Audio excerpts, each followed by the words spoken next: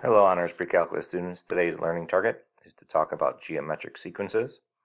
So if you look at the following problem, you will notice that the ratio is 152 over 19. And doing that on my calculator, you will get 8. So as we discussed in class, you can take the ratio of any two consecutive terms. For example, I could do 216 divided by 152, and you also get 8. And then in class we learned that a sub n was a1, the ratio to the n minus 1. a1 is 19, so the explicit formula is an equals 19 times the common ratio raised to the n minus 1. So the final answer to this question is an is equal to 19 times 8 raised to the n minus 1. If you look at problem number 2, we want to determine the explicit formula for this sequence. Again, I'm going to see if it's geometric, and if you look at the computer screen, you'll see I did the ratio of a2 divided by a1. I also did a3 divided by a2. So we can see using the calculator that the common ratio is 5/8. Then using the explicit formula, an is a1 ratio to the n minus 1. We see the common ratio is 11 over 17. So a sub n is 11 over 17 times the ratio 5/8 raised to the n minus 1. If you look at problem number 3, we want to find the 20th term of this sequence. Looking at this term, the common ratio is 51 over 17. Again, I could have taken the ratio of any two consecutive terms. Doing that, I get 3. So the explicit formula is a sub n, a1 ratio to the n minus 1. So a sub n is 17, 3 to the n minus 1. We want the 20th term, so a sub 20 is 17 times 3 raised to the 19th. Using the calculator, 17 times 3 raised to the power of 19 gives me a large number in scientific notation. So it is 1.976 times 10 to the 10th.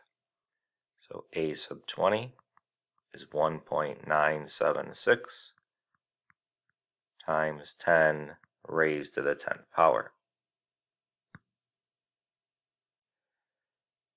Taking a look at problem number 4, now we want to find how many terms are in the sequence. So again, we're going to write the explicit formula. So a sub n is a1 ratio to the n minus 1. So the explicit formula is going to be 6 times 3 raised to the n minus 1. I'm not sure what term that number is that I underlined in blue, but I'm going to set that equal to a sub n. So 697,356,8802 is equal to 6 times 3 to the n minus 1. I'm going to divide that large number. I'm typing it in my regular calculator that is not on the computer screen. I'm going to divide by 6. So I'm going to get this large number here. That's 3 to the n minus 1. In class, we talked about there's different ways of solving this. I believe one of your classmates said, let's take the log of both sides. So it'll be the log of 3 raised to the n minus 1. Remember, we could bring the exponent down to the front. So I'm just copying down my work. Divide both sides by the log of 3. So the log of that large number divided by the log of 3 And there are other ways of doing this. You get 19 is equal to n minus 1, so makes n 20. So how many terms are you adding up? 20 terms. For problem number 5, we had learned in class that a sub n is equal to a0 ratio to the n. We also learned that an was a1 r to the n minus 1. We talked there's nothing special about a0 or a1, so we could say an is a2 r to the n minus 2. Nothing special about a2, so we could say an is a3 r to the n minus 3. And continuing this idea, a more generic formula is an equals am r to the n minus m. So I'm going to use this formula that we just developed, and we're going to substitute into the formula. So I always like to let this larger number be an.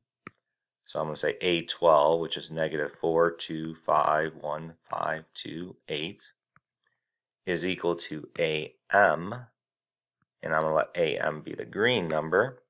So I'll say negative 5832, and then it would be ratio to the 12 minus 6. So doing a little math, I'm going to divide by 5832. So 4251528 divided by 5832 will get me 729 is equal to r to the 6th. I'm going to raise both sides to the 1/6 power. So when I do 729 raised to the 1/6, I get r. So r is equal to 3. Now technically r could be negative 3 because it is an even power. So in terms of the explicit formula, we have an is equal to a1 r to the n minus 1. If I use the ratio of 3, so I have a1, 3, and I'm going to substitute in a 6. So I'm going to say negative 5832, and that's going to be 6 minus 1. And solving for a1, so I'm going to take negative 5832, and I'm going to divide by 3 raised to the 5th. And when I do that, I get a1 to be negative 24. So the explicit formula is negative 24, 3 to the n minus 1. Now, the ratio could have been negative 3. So if I go through the same process here, just to show you, I could say a1 negative 3 to the 6 minus 1. And when I do this, I go negative 5832 divided by negative 3 raised to the 5th. I get a1 is equal to 24. So there are actually two different answers for this particular problem. It could be an equals 24, negative 3 to the n minus 1, or it could be the one that I wrote here in blue. So there are two different answers for this question. For this last problem, we want to find the ratio if this sequence is geometric. So in class, we discussed that you could find the ratio by doing a2 over a1, or you could do a3 over a2, or you could do a4 over a3, and so on. So in order to find the ratio, I'm going to set 20x plus 6475, that's a2, over 6x plus 551. So this is a1, a2, a3. And that has to be equal to a3, which is this term I'm writing down, over a2. And these are going to be relatively large numbers. If you were to cross multiply and solve, you will get a large quadratic. So it would be my suggestion that you set the green equal to y1 in your calculator, and you set the red equal to y2,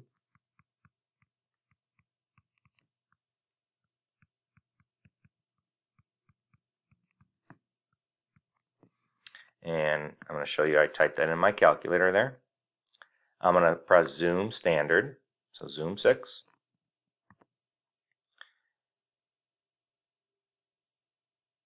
And I don't see anything on the graph. So I'm going to press window.